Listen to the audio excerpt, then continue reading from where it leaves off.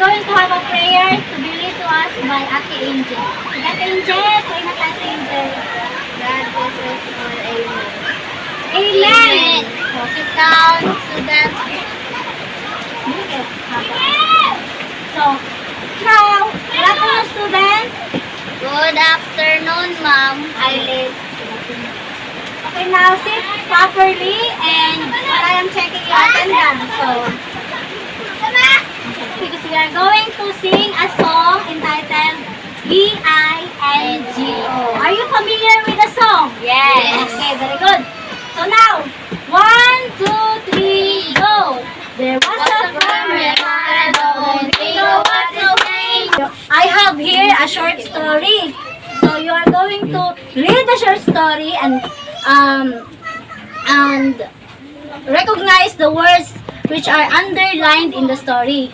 So now, sabay-sabay The king of the forest. Now, I have some questions. So how do you feel about the story that you have read?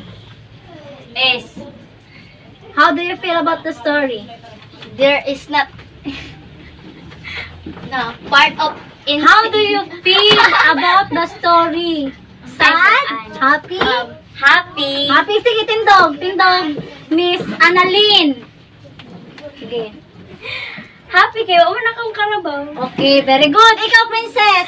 Sad. Nakauman ang goat. Ay, very good. Ikaw, Angel. Sad porque nakauman ang sheep. Ay, very good. Class, now we are going to discuss our topic for today. So, please read. Be verbs. Be verbs. Okay. Are you familiar with be verbs? Yes. Yes? Yes. Yes? Okay. Now, read the definition of be verbs. Words that indicate a state of being are also called linking verbs, which connects the subject to the subject complement, Such? such as information which states condition or relationship do not show on action. An action. Action. Action. Simple. Simply link the subject of the sentence to a word or phrase in the Greek predicate which names or describes the subject. Okay, now, words that indicates a state of being. So, can you remember the meaning of the verb? Meaning of verb. Who among you knows the definition of the word verb? Verb. Wala? Wala, okay. Ang word verb, meaning words that shows or describes that shows an action word. Verbs are action words. For example, give example, action words. Action words. Anyone? Okay, wala. Verbs like for example, walking, walk, jump, eating. Those are action words. Nonetheless, verbs does not only indicate for action words. There are also some types of verbs which indicate state of being.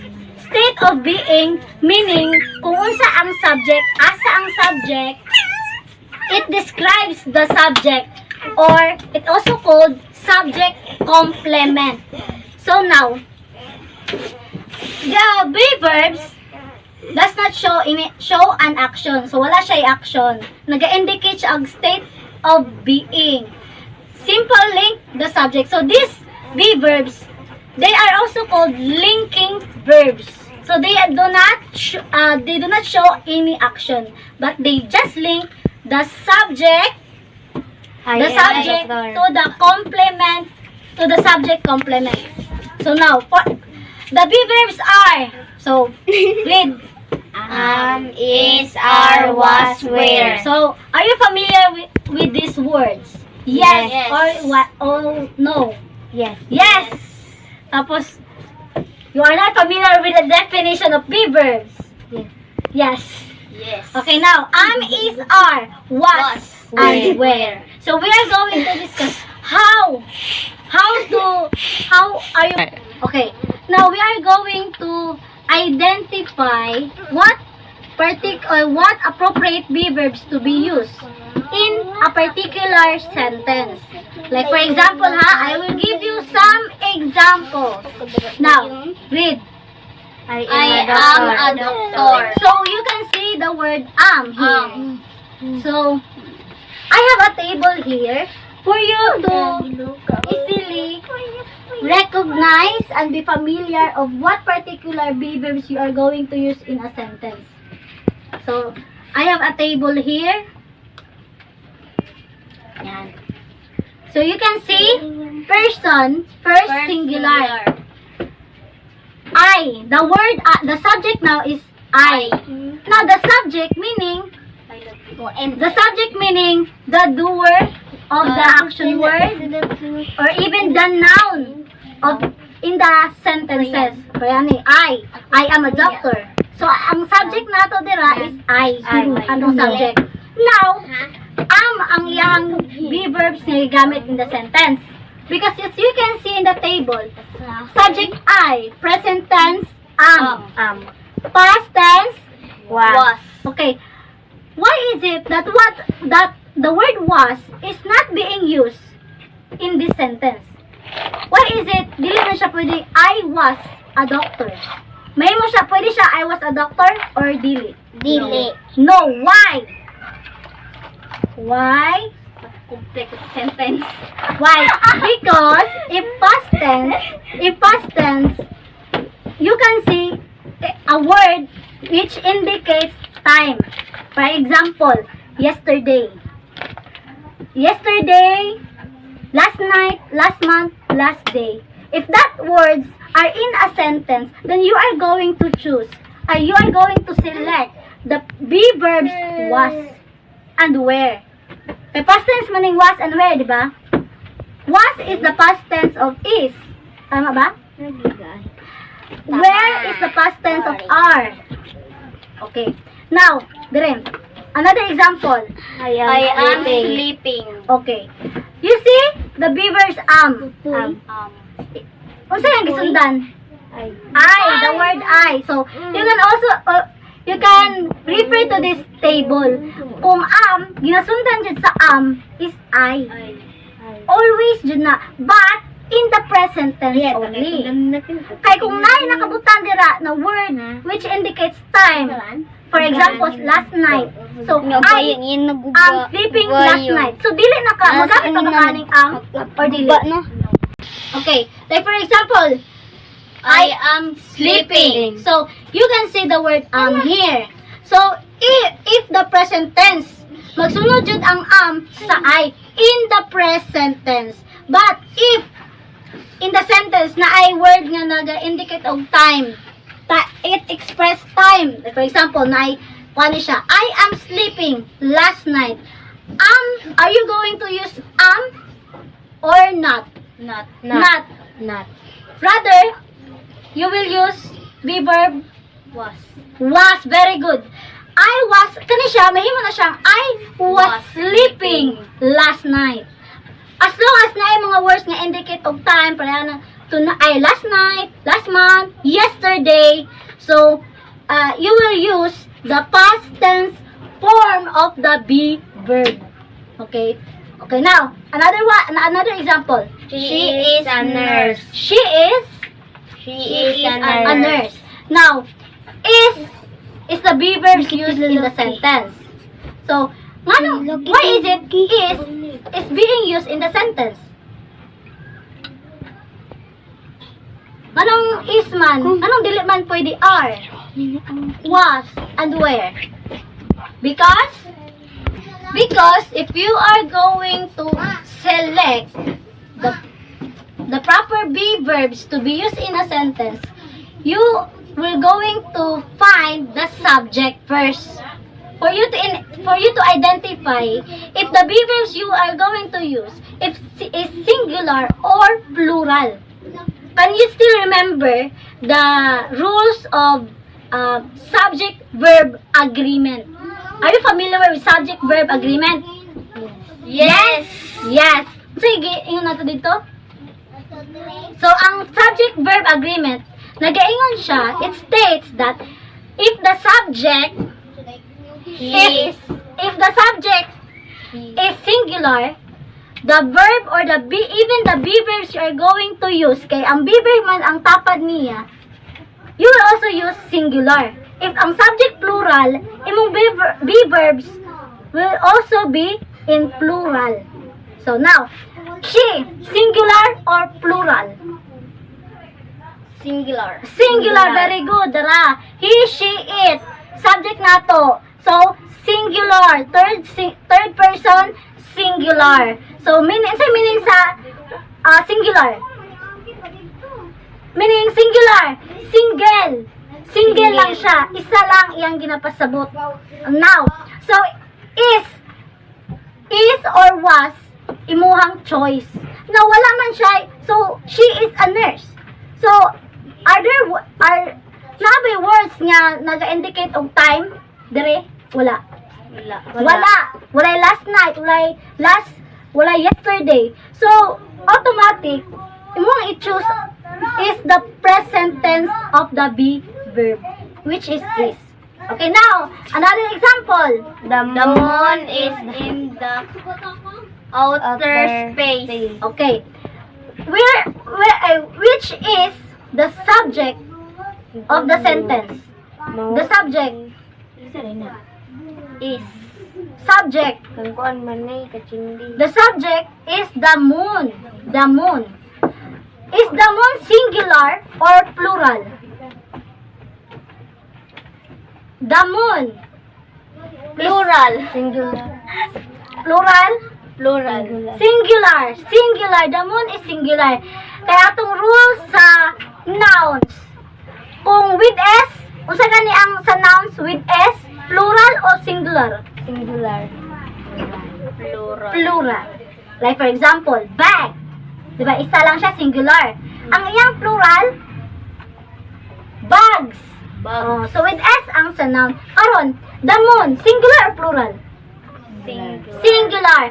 Now, unsa inyong gamiton? Is. Because singular. And there is no word here included which indicates a time. So, example, you can also look for the verb in the sentence if it is in the past tense form. Like for example, bark, diba, with ed. Unsa man ang ed? With ed na verb. Past tense or present tense? Present tense. Ed. With ed. Past tense, very good. Past tense ang with ed or d. Example, irregular verb. Okay. You have to identify the subject if it is singular or plural. Because the be verbs you are going to use will also go with the subject. Kung singular subject, the be verb, your be verb will be singular. If plural ang subject, your be verb will be plural. Plural also. So, another example. We are the champions. We are the champions. Champions. So, the word are. Anong are? Why is it are? Anong are man nagigamit sa sentence na be verb? Because atong subject, unsa atong subject? We atong subject. So, asa ang subject ng we dire? Dara. So, are. Present tense. Present tense or past tense? We are the champions. Past. Present tense or past tense? Present tense. Remember that if past tense na ay mga words naga-indicate of time. Yesterday, last month, last Monday, or kung ang iyahang verb pareha ng walked. Kasi mo ang gamiton. Also, past tense pod ang be verb nimo. Was. Another example. The fireworks are amazing. Are. Nganong are man ni? Kay imong subject, The fireworks. Ang sa man the fireworks? Singular or plural? singular. Plural. Plural. And imong be verbs, plural pod. Are. Dara plural. Yes. Very good. So, please exchange your papers because we are going to check if your answers are correct. Okay, kana. Okay, very good. Now, okay. Please look at your paper. So, read the story. Sige, ako na lang. Trisha's old dress. It, where, was, or are Liza's birthday party? Was. Was. Why is it was? Because it is singular. Very good. And was is singular. Was lang man jud. The word was is the only be verbs there that is singular. And because it is a story, so ginanarrate na lang ang story. So past incidents na ni siya. Past action. So in short, you are going to use past tense form of the be verb. So was. Okay, very good. Check your answers. Number 1 was. Okay, students, what have you learned from our lesson for today? The use of the Okay, very good. Isa pa. Another volunteer. Wala. Okay. Our discussion for today is about the use of be verbs in a sentence. Another one, always remember that if your subject is singular, your be verb would be in singular form. And take note that time, the words which indicates time. Okay? For you to identify if the verbs you are going to use is in the past tense form of the verb or in the present tense form of the verb. Okay, so let's be ready and study our lesson for today because tomorrow we were going to have a quiz. Okay, student. But now, copy this on your notebooks. Our assignment. Okay. Listen first before you get your notebook. So, assignment. So, please read. Compose sentences using the be verb. Is, are, was, and where. Okay, students.